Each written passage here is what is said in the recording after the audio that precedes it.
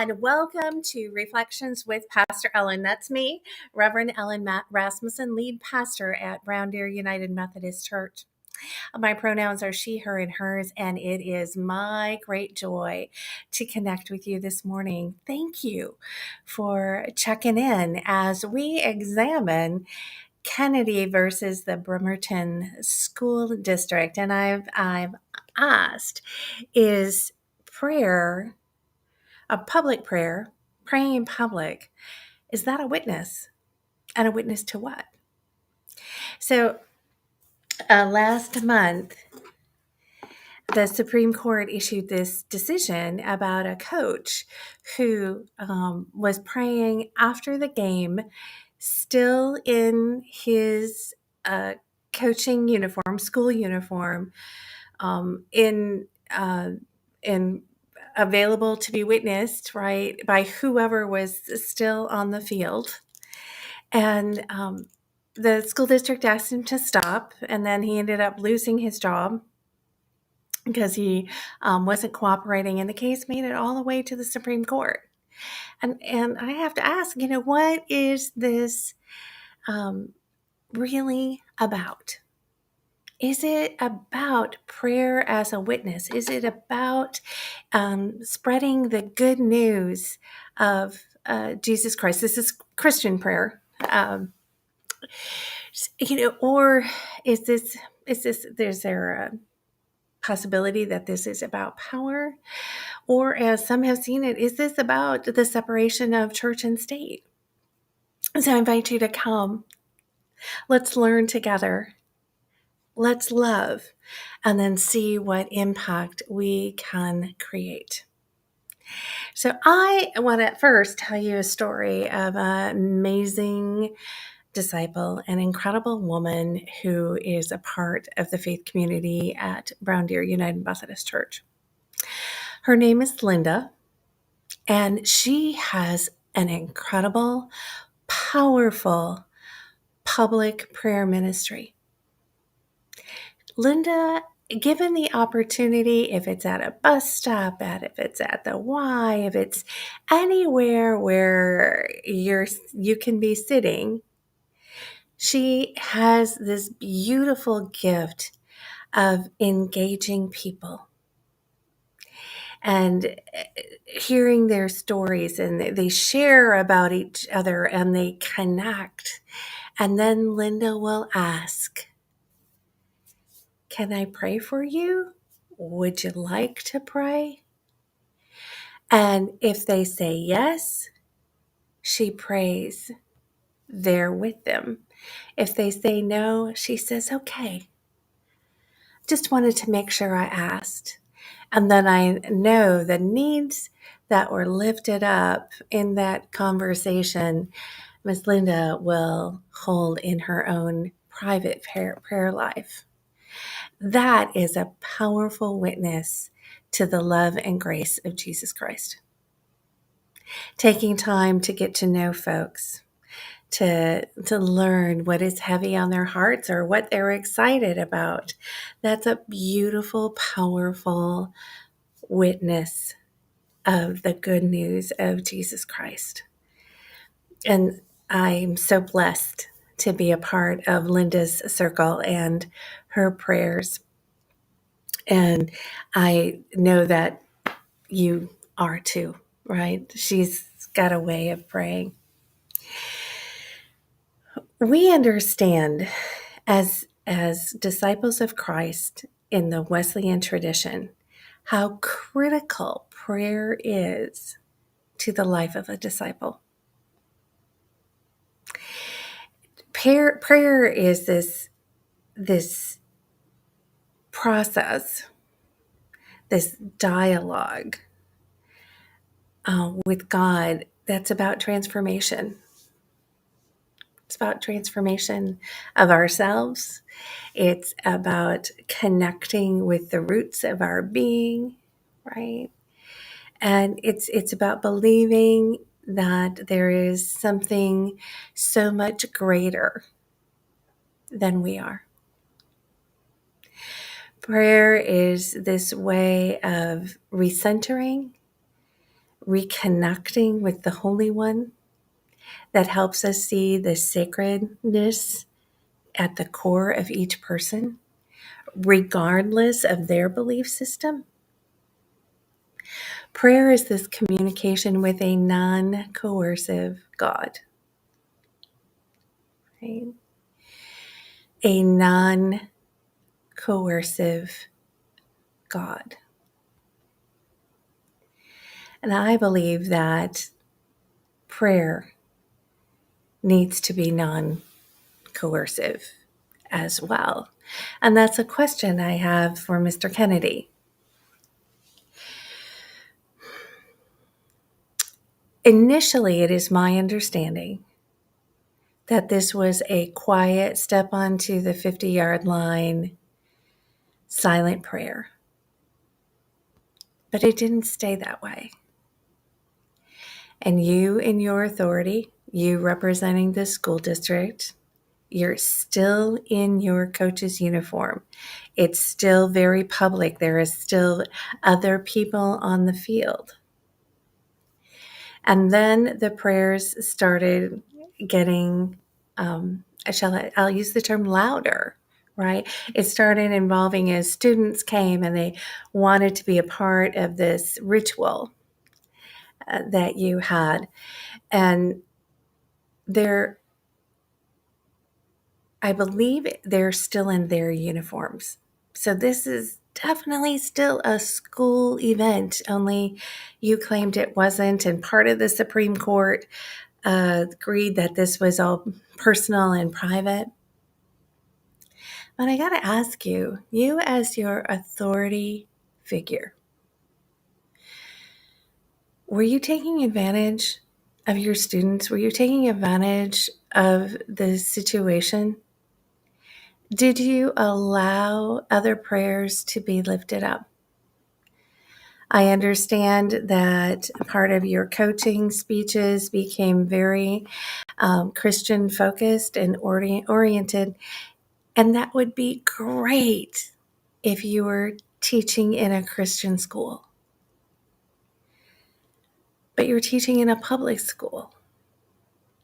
And how many of your players felt it necessary in order to connect with you, in order to be recognized by you, in order to get playing time? Did they feel it was necessary? And so when this is happening, Mr. Kennedy, it's not about prayer and it's not about God. It's about you.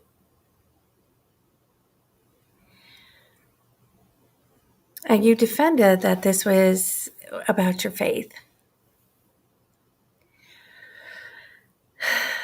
But I think it became something more than that. And there are many who are alarmed at this decision by the Supreme Court. Here are some of the headlines. Clear as mud, navigating in-school employee expression in the wake of Kennedy versus Bremerton School District. The ramifications of the court decisions are far broader than being about somebody's right to pray.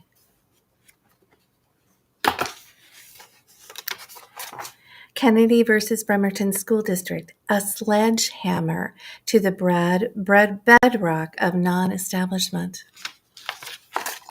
The non-establishment is that there's a separation of church and state in this country, that we are able to practice our beliefs, and there's not a nationally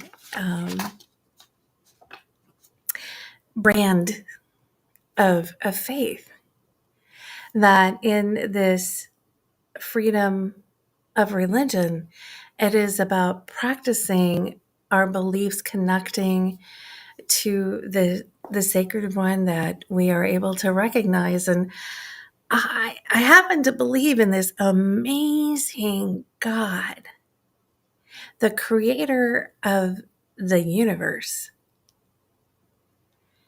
the one who creates us out of stardust, and the one who gives us our own brilliance, each and every person's brilliance, will do whatever the Holy One can to connect with us. And so comes through various communities where people can be open, because I think we're hardwired for the holy, right? And, in the actions that you took and the subsequent court hearings, the Supreme Court overturned the appellate court's decision.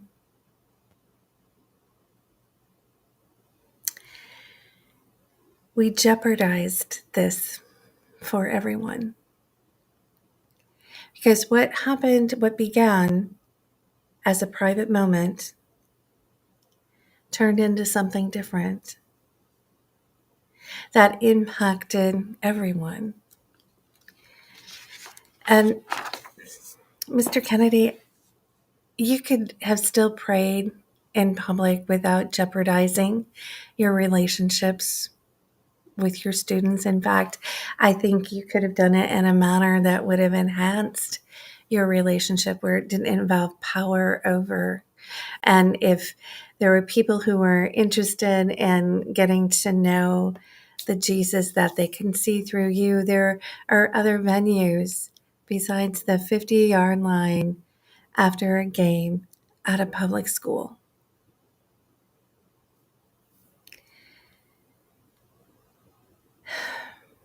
Jesus invites us to come and follow. There's no coercion. We're free to say no. But you, in your position with your students, there's a power dynamic. And I got a question. What were you thinking? And for the Supreme Court, I think it's a decision that you got wrong, and I agree with the minority response written by Judge Sotomayor. As a denomination, our church's stance found in the political community of our social principles about church and state relations. The United Methodist Church has for many years supported the separation of church and state. In some parts of the world, this separation has guaranteed the diversity of religious expressions and the freedom to worship God according to each person's conscience. Separation of church and state means no organic union of the two, but it does permit interaction. The state should not use its authority to promote particular religious beliefs, including atheism, nor should it require prayer or worship in public schools, but it should leave students free to practice their own religious convictions. We believe that the state should not attempt to control the church, nor should the church seek to dominate the state. The rightful and vital separation of church and state, which has served the cause of religious liberty, should not be misconstrued as the abolition of all religious expression from public life. We can pray in public. We all can pray in public. I pray in public a lot. And sometimes you'll hear me. Sometimes when I'm invited to speak publicly, I'm given the microphone. And in my prayers in community, responding to the call of Jesus at work in my life, I will pray according to the situation, being as invitational as I can be. Because I believe in a God of love. I believe in a God that says, come. Let me love you. Let's love together. This God receives us who we are and where we are, wherever we're at. And for more detailed or more intensive prayer, then I have my private prayer life or my prayer group. Appropriate places for witness. Church and state, separation of church and state is vital for all of us who live in the United States. It's one of the principles that we were founded upon, that everyone would be able to have the opportunity to answer the call of the sacred and holy upon their lives, however they recognize the sacred. This puts all of this at jeopardy. From my perspective, not a lawyer, right? I'm a disciple. There will be opportunities and challenges to this decision, I am sure. Steps will need to be taken to ensure that each and every person has the opportunity to practice their faith as they understand it. And so I invite you to continue to be in prayer for this decision and for Mr. Kennedy and for the Bremerton School District and for all the students and for all the students everywhere, that they may not be coerced or intimidated and feel they have to pray in a certain manner or be at a certain time and place for prayer to be acknowledged, or to feel that praying is a way to something else. Let our students be students. Let them grow and learn in grace-filled lives.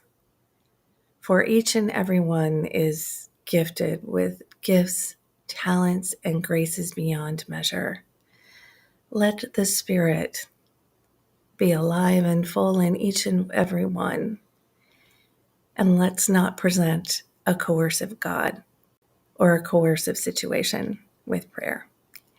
Thank you for being here today. It is a joy to connect with each and every one of you.